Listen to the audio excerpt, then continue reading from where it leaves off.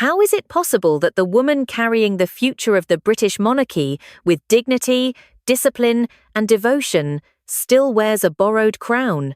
How can Catherine, Princess of Wales, the most active, most beloved, and most globally respected royal of her generation, still walk beneath a tiara she does not own? How can the living embodiment of modern royalty be denied the very symbol of monarchy that crowns duty, legacy, and service? These are not just aesthetic questions. In a world where symbolism carries weight beyond words, especially within the walls of Buckingham Palace, the absence of a personal crown for Catherine has grown louder with each passing engagement, each diplomatic summit, each moment where she has stood in for the monarchy itself. And finally, behind the heavy golden doors of Buckingham Palace, someone said it aloud. On October 23, within the Queen's Council Room, a seldom used but sacred space inside Buckingham Palace, reserved only for matters of dynasty and long-view diplomacy, a high-level royal meeting took place. Officially, it was billed as an operational session to discuss the streamlining of ceremonial responsibilities as King Charles III convalesces and Queen Camilla retreats from public life. But what unfolded was far from ceremonial. The room was filled with the true architecture of the monarchy's inner workings: senior royals, key private secretaries, long-trusted courtiers, and a select group of palace advisors. On paper, the gathering was expected to confirm the gradual transition of day-to-day royal duties to Prince William and Princess Catherine. In practice, it became something far more consequential, a quiet but undeniable pivot point in royal history. At the helm of the meeting was Princess Anne, the formidable Princess Royal, widely considered the most dutiful and least theatrical figure in the House of Windsor. Her reputation is built not on headlines, but on unrelenting service over 400 engagements a year, often without press or praise. Anne had never shown interest in the politics of succession or public favour, but on this day, she came with purpose. According to sources present at the meeting, Princess Anne rose from her chair not with grandeur, but with resolve. The room, already hushed by the gravity of the discussion, leaned in. "It's time Catherine had a crown of her own," Anne said plainly. "She has carried more than her share. It's not just deserved, it's overdue." The words hung in the air like incense, reverent, shocking, and impossible to ignore. Some nodded. A few murmured quietly. Others sat stone-faced, calculating the weight of the declaration. But none denied the truth of it. Because Anne had said what many were thinking, but no one had dared voice. For over a decade, Catherine has served the crown not as an accessory, but as a pillar. She's been the steady hand during royal turbulence, the quiet warmth in times of national mourning, the strong presence in times of political delicacy. She has represented Britain at high-stakes Middle East peace forums, taken leadership roles in early childhood initiatives that have reshaped government policy, appeared solo at international summits, seated beside heads of state, holding her own with measured elegance, comforted grieving families, inspired children, supported veterans, and revived the monarchy's once dormant emotional connection with the public, all without a formal title beyond Princess of Wales, all without a crown. She has worn tiaras, beautiful ones to be sure. The Cartier halo tiara borrowed for her 2011 wedding. The lover's knot, once favoured by Princess Diana, revived for diplomatic dinners. The lotus flower tiara, selected for state banquets. But none of these belonged to her. None were made for her. They are historical artifacts, not living testaments, and therein lies the silence that Anne broke. The British monarchy is not in crisis, but it is, undeniably, in transition. King Charles, though still sovereign, has begun stepping back. Queen Camilla, despite holding the title, has retreated from visibility. Increasingly, it is William and Catherine who appear at the helm, representing the crown at home and abroad, presiding over ceremonial duties, holding the emotional line. And yet, behind closed doors, Camilla has resisted formalizing that shift. According to sources close to Clarence House, Queen Camilla has voiced opposition to any symbolic gestures, especially the commissioning of a new crown for Catherine. Her argument? That the Queen Consort crown already exists, and that there is no need to manufacture a new queenly presence. The implications were clear. Catherine may work, she may lead, but she should not be crowned. To many in the room, that resistance reeked of entitlement, not endurance. Anne, ever the realist, did not challenge Camilla directly, but she sidestepped her entirely, speaking not of succession or rival queenship, but of recognition.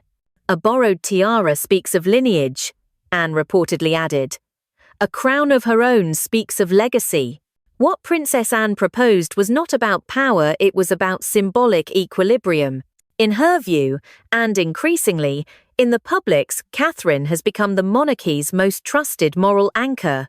She listens without spectacle, speaks without self-interest, and appears without artifice.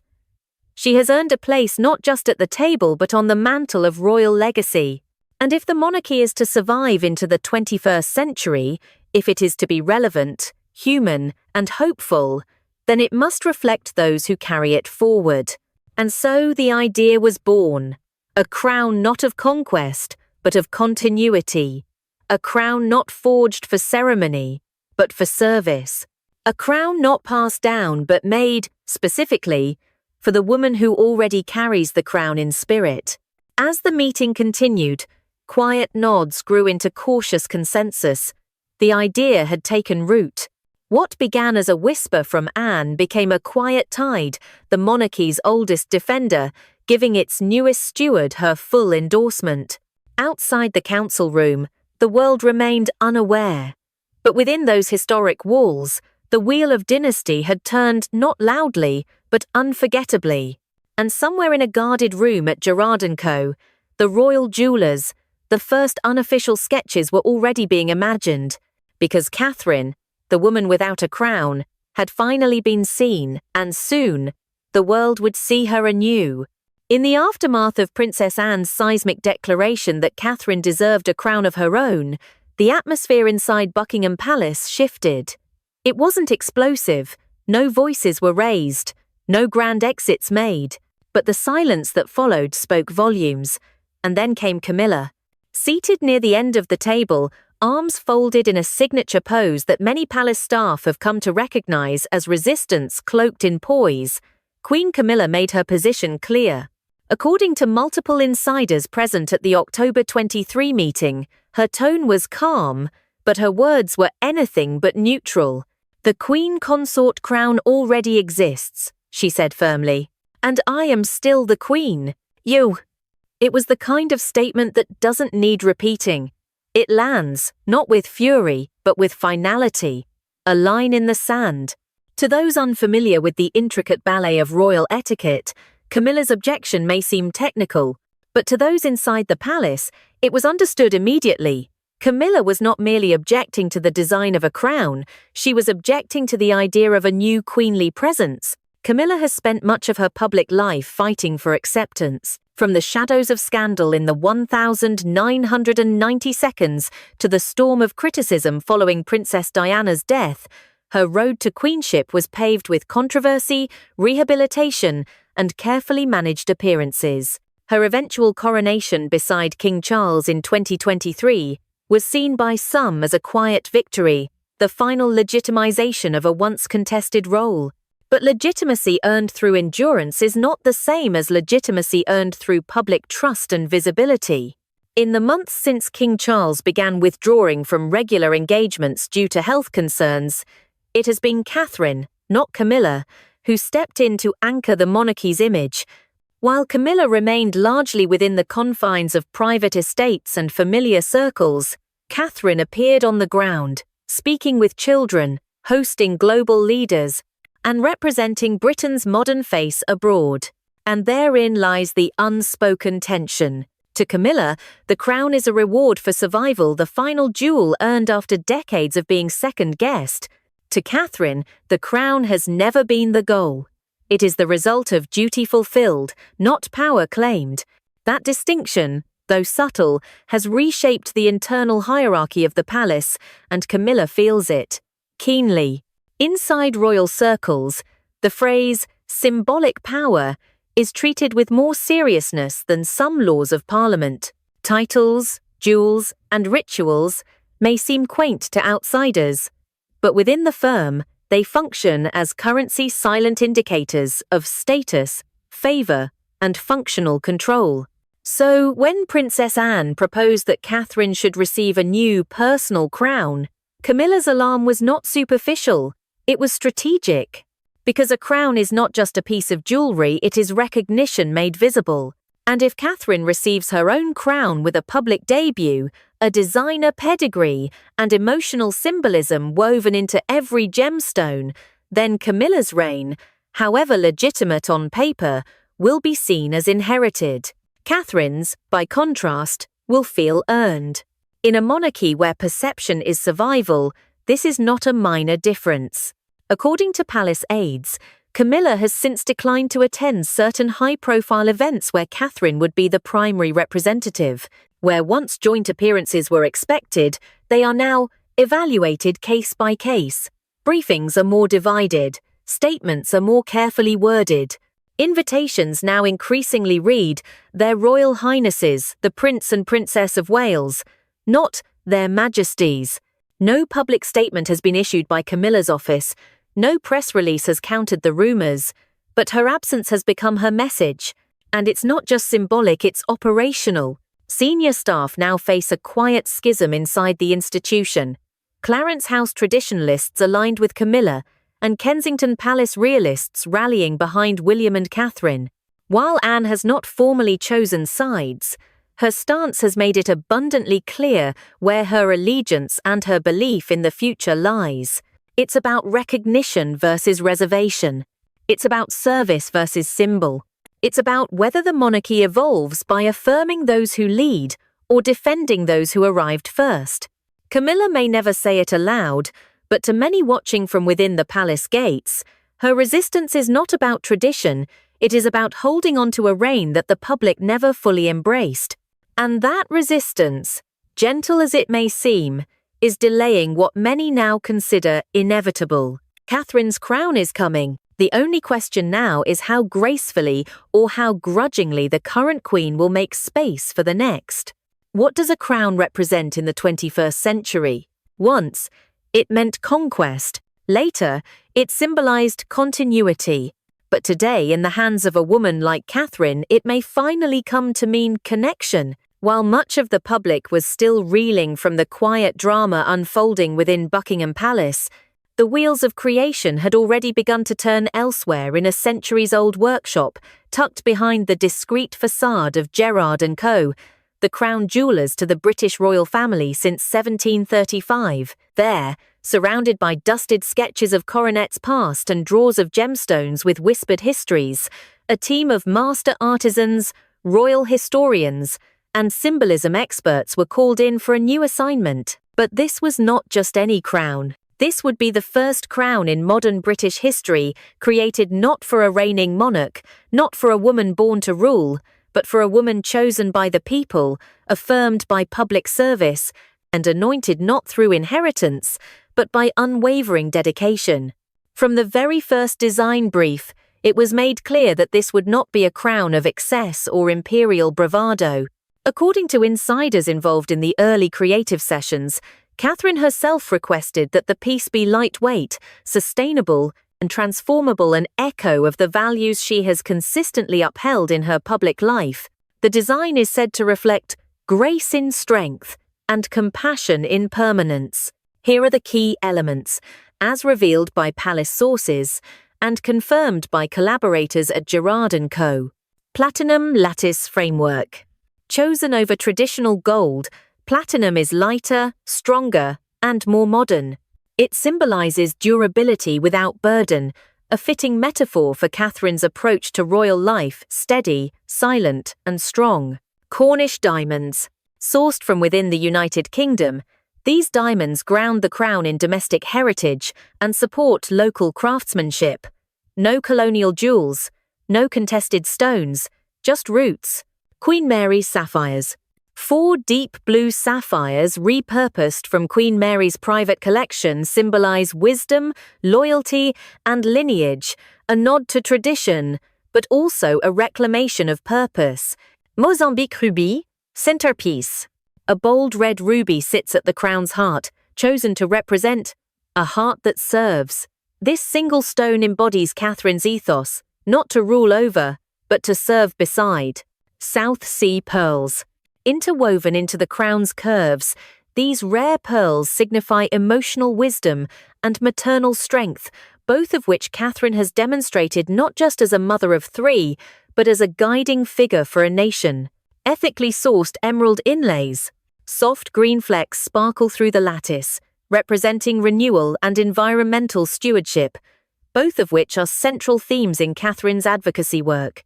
Tudor roses entwined with lotus blossoms. A powerful visual symbol, the rose of royal heritage paired with the lotus of inner peace and growth. It's a design not of dominance, but balance. Olive leaf filigree. Threaded throughout the crown's arches, these delicate leaves honor Catherine's recent role in international diplomacy, especially her quiet mediation in Commonwealth peace-building missions. Laurel garlands. Long used in ancient tradition to represent victory through virtue, the laurel on this crown is meant not to celebrate conquest, but compassion-led triumphs from mental health reform to her early years foundation. Perhaps the most radical design element? Detachable coronet arches. This feature, not used in royal headpieces since the Victorian era, allows the crown to be converted into a smaller, lighter version, a coronet that can be worn during community visits, charity events, and less formal state appearances. The request came directly from Catherine. She reportedly said, "A crown should not separate me from the people, it should go with me to them." That sentiment alone rewrites centuries of royal symbolism. Unlike crowns of old, often designed behind closed doors and unveiled only in grand coronations, this crown's entire design process will be documented and published as part of William and Catherine's new Transparency in Tradition initiative. This includes full cost documentation, ethical sourcing disclosures, artisan profiles, and craftsmanship stories, educational materials on royal symbolism in modern monarchy. Why? Because Catherine believes the public should not just witness royal tradition, they should understand it, feel connected to it, and see themselves reflected in its meaning. One senior courtier put it best: "This won't be a crown locked in a glass case. It will be a working crown worn in classrooms, hospitals, village halls, and Commonwealth summits." This approach marks a radical departure from the past. Where past monarchs sat beneath bejeweled weight, Catherine walks with the crown beside her, shared in spirit, light in structure, immense in symbolism. At an estimated value of £4.2 million, it will be the 3rd most valuable ceremonial crown in British history. Yet, unlike its predecessors, it will not be housed in the Tower of London for tourists to gawk at. It will move. It will travel. It will serve just like the woman who wears it. Though not yet unveiled, the concept of the crown has already captured international imagination. Early mock-ups and speculative illustrations are being circulated in Commonwealth media outlets, many of them overlaid with titles like "A Crown of Quiet Power," "Not Inherited Earned," "The Crown That Listens." Public polling shows unprecedented support. Over 88% of Britons and 92% of Canadians say Catherine should receive a personal crown and be publicly acknowledged as the monarchy's moral figurehead. And while there's still no formal event scheduled, palace insiders whisper that a major unveiling may take place during a 2026 Commonwealth Day celebration, or perhaps even sooner, should King Charles invoke shared regency protocols. A crown is coming, not because Catherine asked for it, but because she no longer needs to. The world and the monarchy now understand what she's carried all along. In the House of Windsor, power doesn't always announce itself. It moves quietly, it watches, it endures. And in the evolving landscape of the modern British monarchy, 2 women separated by nearly 25 years in age but united by principle, have become its unshakable foundation. Princess Anne and Princess Catherine, the spine and the soul, the strategist and the symbol. The two most disciplined women in royal life and perhaps the most underestimated.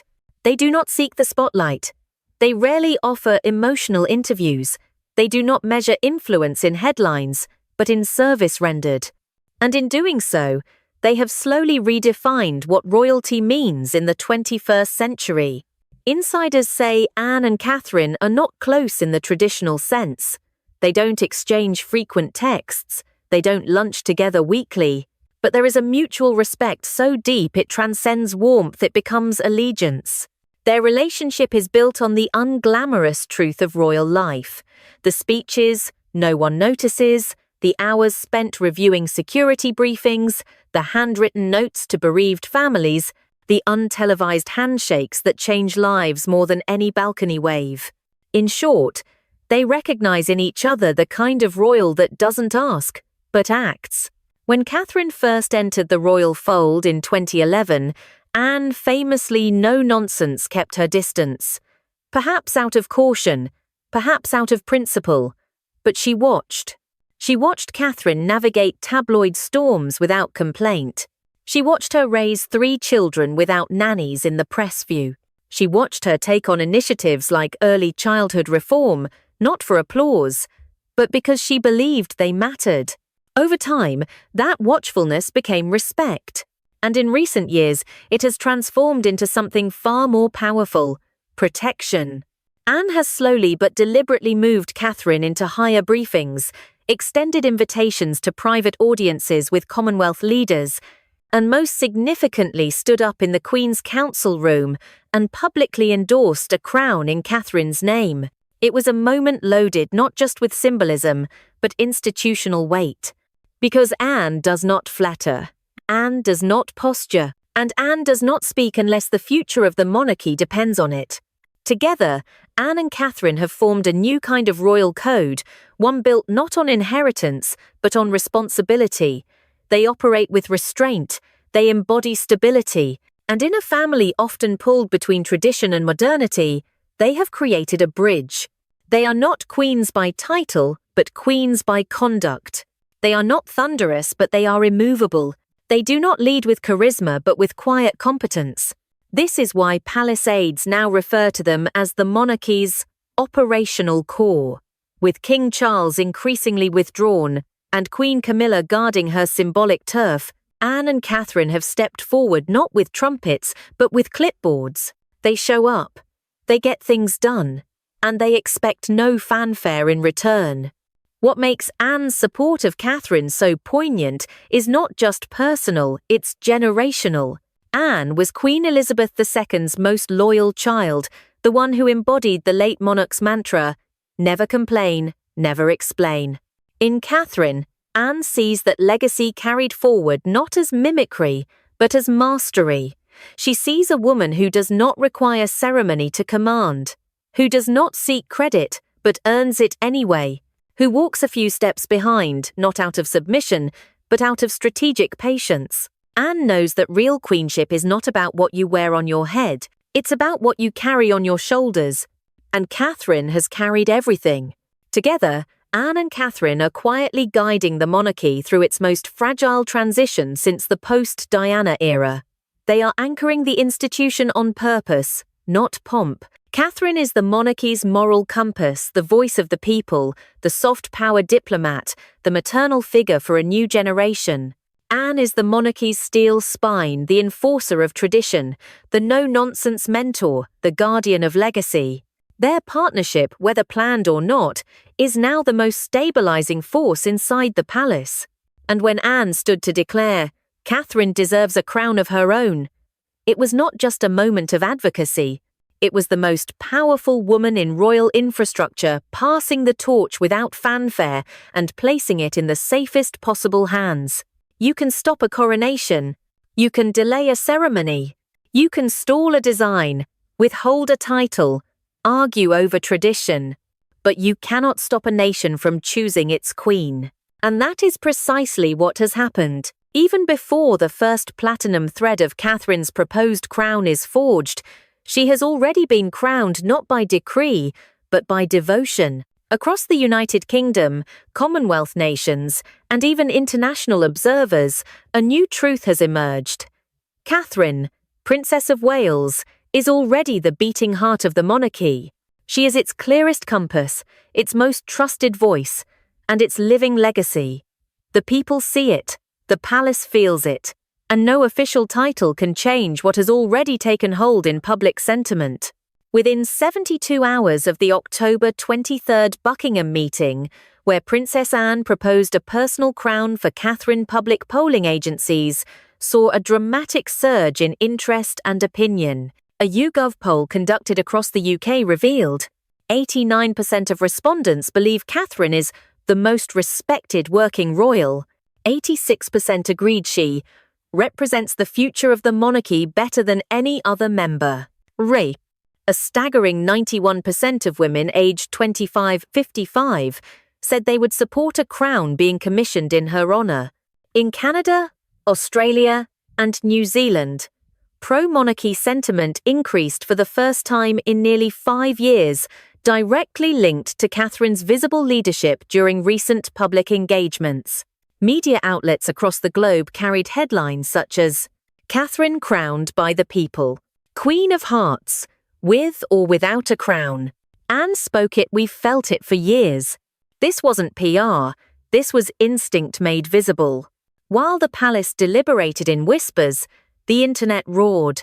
Social media platforms lit up with hashtags, "Number Catherine Crown," "Number Crowned in Spirit," "N was right," "Number Queen already."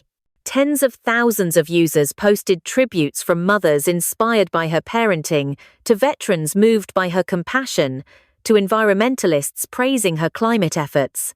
One viral post read, "She didn't marry into royalty, she transformed it. We don't need a balcony announcement. She's already our queen." Another, "Camilla inherited the title. Catherine inherited the nation's trust." Artists began sketching mock-ups of her crown. Teachers used her speeches in classrooms. Charities tweeted about her impact with reverence normally reserved for heads of state. This wasn't admiration, this was recognition. Even without formal approval, reports confirm that Gerard & Co. has moved forward with early conceptual work. Designers are drafting sketches, ethical suppliers are being sourced, quiet consultations with Catherine's closest aides are underway. No official unveiling date has been announced. No budget has been confirmed. No crown yet exists. And yet everyone behaves as though it does. Because the real crown is not platinum, or pearls, or precious stones. It is trust. It is consistency. It is earned loyalty. When Catherine delivered the royal Christmas message in place of King Charles last year, it was simple. No throne, no fanfare, just her, in a garden at Sandringham, lanterns glowing in the dusk. Her message? Crowns fade, but compassion endures. Service is not inherited, it is chosen. Each day. The clip went viral. Millions shared it. Not because it was grand, but because it was true. It was the moment many realized. Catherine had already stepped into a role the palace hadn't formally defined. And the public didn't wait for a definition. They simply accepted it.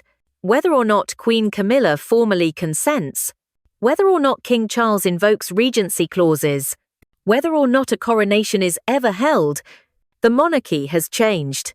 Not by press release, not by constitution, but by consensus.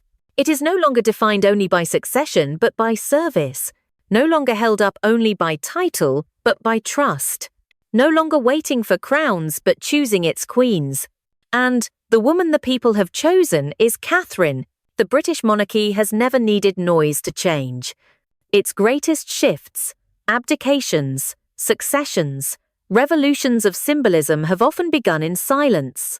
A word spoken in a council room, a curtain drawn in a hospital suite, a funeral procession that rewrites the mood of a nation. And now perhaps, one more quiet turning point has arrived. Not with trumpets, not with balcony waves, but with the undeniable assent of a woman who never asked to rise. Catherine, Princess of Wales. She has not inherited the throne, but she has inherited the public's hope. She has not claimed power, but she has carried its weight.